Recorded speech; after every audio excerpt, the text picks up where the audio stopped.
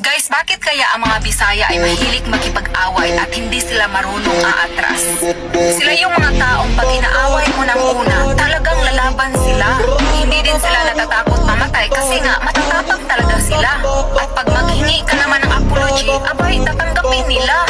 Ang mga Bisayang yan ay tipo ng tao na mababait. Pero sila din tipong tao na ayaw mong kalabanin.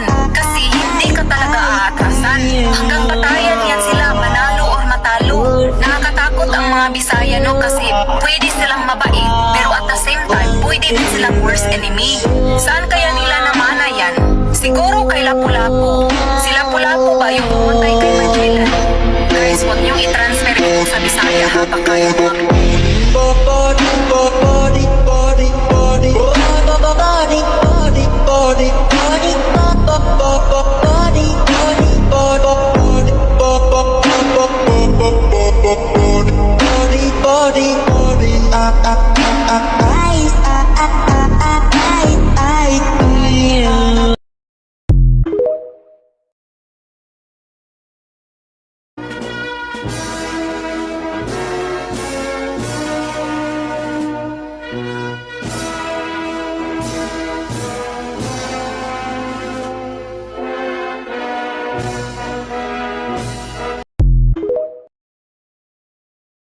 Guys, bakit kaya ang mga Bisaya ay mahilig makipag-away at hindi sila marunong aatras?